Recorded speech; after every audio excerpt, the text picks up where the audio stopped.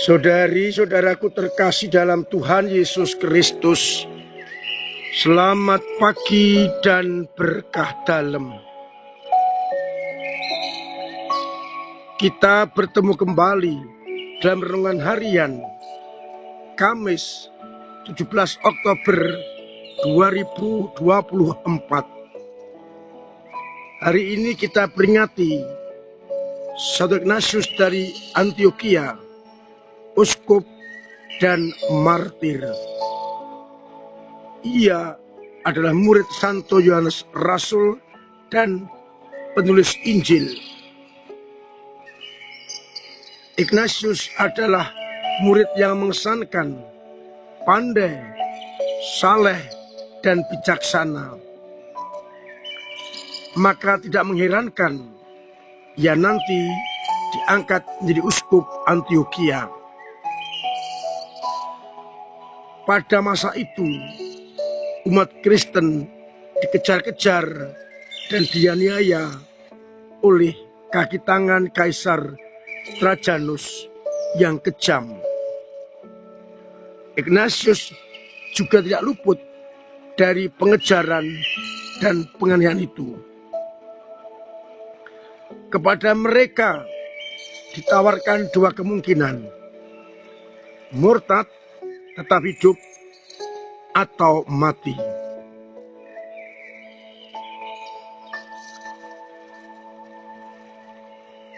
Bersama dengan Ignatius,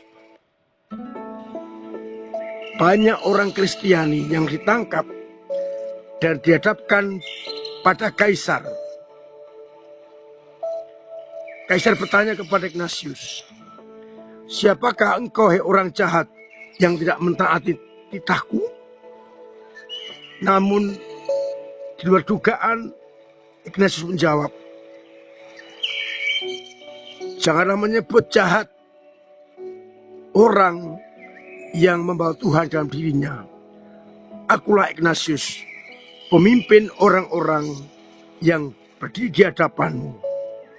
Kami adalah murid Kristus yang telah disalibkan bagi keselamatan umat manusia. Dialah Tuhan kami. Ia tinggal dalam hati kami dan menyertai kami." Jawaban itu membuat Kaisar marah besar. Maka ini sudah dibelenggu, disiksa.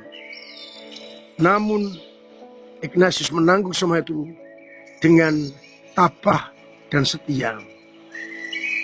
Ia bersyukur boleh ambil bagian dalam penderitaan Kristus. Dari Antioquia, Ignatius dibawa ke Roma untuk dilemparkan ke kandang singa.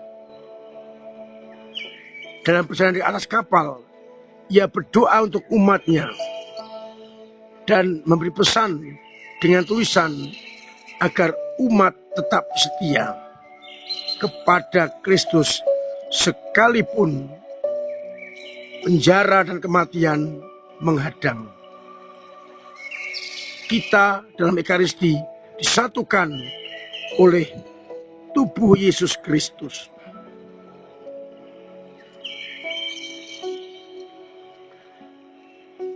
Sampai di Roma, ia dengan diapit oleh prajurit dilemparkan ke gelanggang dan singa mencapik-capik tubuhnya. Kita bersyukur atas kegiatan Santo Ignatius dan mohon agar kita pun dimampukan untuk setia. Bacaan pertama Ekaristi hari ini diambil dari surat kepada jemaat di Efesus bab 1 ayat 1 sampai 10, di mana Paulus menegaskan bahwa kita adalah orang-orang yang dipilih sejak semula sebelum dunia dijadikan. Sedangkan pada bacaan Injil, kita mendengar Injil Lukas bab 11 ayat 47-54. Kritikan Yesus kepada orang-orang Farisi.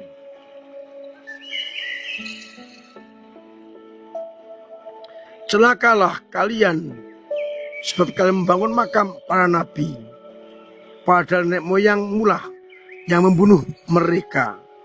Dengan demikian, kamu mengakui dan membenarkan perbuatan nenek moyangmu.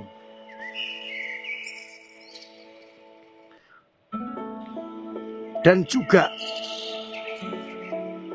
ia mengatakan, celakalah kalian, hei ahli Taurat, sebab kalian telah mengambil kunci pengetahuan.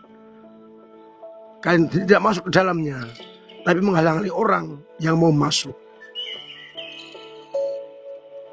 Dengan itu, mereka berusaha menangkap Yesus.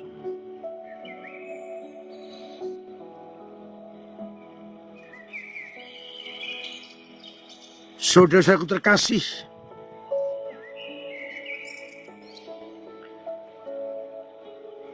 bacaan yang pertama memberikan peneguhan kepada kita bahwa kita sudah dipilih Allah sejak dunia dijadikan. Itu berarti martabat sebagai anak-anak Allah sudah kita miliki sejak awal. Tinggal bagaimana kita mencoba mempertahankan martabat itu agar tidak hilang, tidak diambil oleh iblis. Dan ketika kita menghadap tahta kerajaan Allah, kedapatan setia. Namun tidak mudah mempertahankan martabat kekudusan itu, karena dunia menggoda kita. Dan kita seringkali mengikuti kedagingan kita, ego kita, hawa nafsu kita, sehingga tidak jarang martabat itu kadang hilang, kadang-kadang mengecil, melemah. Oleh karena itu kita diajak untuk mencari cara bagaimana mempertahankan martabat kekudusan yang sudah diberikan Allah kepada kita sebelum dunia dijadikan. Kita diajak untuk terus berpegang teguh pada kehendak Allah dan tidak dibuai oleh kayalan kosong.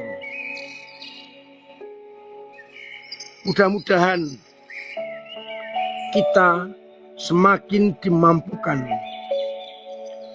untuk tetap setia dalam martabat itu. Bukan pura-pura seperti orang Farisi dan ahli Taurat yang menolak Yesus, yang adalah utusan Allah.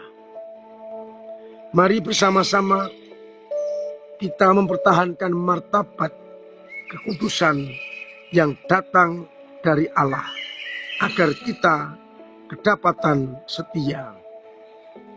Tuhan memberkati kita sekalian. Amin. Marilah berdoa. Bapa yang penuh kasih, kami bersyukur atas martabat kekudusan yang boleh kami terima sejak awal mula dunia.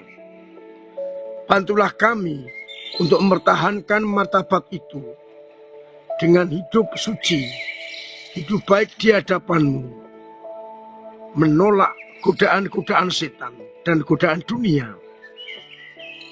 biarlah akhirnya pada saat kami kau panggil, kami kedapatan setia dan tetap berpegang pada martabat kekudusan. Kuatkanlah iman kami yang kadang lemah, yang kadang jatuh, yang kadang mandek. Semoga Engkau tetap menjaga iman kami dalam kekudusan,